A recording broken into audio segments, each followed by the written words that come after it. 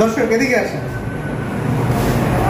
আমাদের টেন্ডো আকিলিস যখন ছিঁড়ে যায়, আমাদের যে টেন্ডন থাকে এই পাশের পা দেখেন, এই যে টেন্ডনটা আমাদের এই পাশের পায়ে যে টেন্ডনটা দেখা যাচ্ছে এটা টেন্ডো আকিলিস বলা হয়।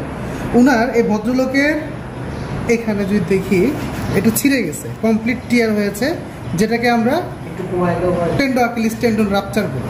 দর্শক টেন্ডন আকিলিস যে রাপচারটা হয় এটা খুবই কমন হয় ফুটবলারদের ক্ষেত্রে, যারা বাস্কেটবল খেলে তাদের ক্ষেত্রে, অথবা আমাদের টেনিস প্লেয়ার বা স্পোর্টস ইঞ্জুরি ছাড়াও অ্যাক্সিডেন্টাল কেসে কিন্তু খুব বেশি দেখা যায়। এই ভদ্রলোকটা যেটা হয়েছিল বাথরুমে, যে যাদের লো কমোড বা লো প্যান বাথরুম যারা ইউজ করে, পড়ে গিয়ে এশিয়ান টয়লেট অনেক সময় এটা আমরা ইউজ বলি আর কি, পড়ে গিয়ে ফাঁকের ভিতরে মুখের ভিতরে পা উঠে গিয়ে ছিঁড়ে গেছে। এটা খুব কমন ইঞ্জুরি, যাদের পা আটকে যায় বাথরুমে তাদের জন্য। সো কমপ্লিট টিয়ারের পর এই ধরনের রোগীদের অবশ্যই সার্জারির প্রয়োজন পড়ে। সার্জারির সাকসেস রেট এবং পরবর্তী জীবন ব্যবস্থা নির্ভর করে ফিজিওথেরাপির মাধ্যমে।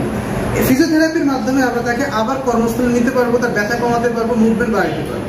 সো আমরা তার চিকিৎসা করতেছি। আর হ্যাঁ, সচেতনতা আপনাদের জরুরি। যারা লো কমোড বা প্যান অথবা এশিয়ান টয়লেট ইউজ করেন, তারা যাতে খুব ভালোভাবে ইউজ করেন সেটা দেখতে হবে। ধন্যবাদ।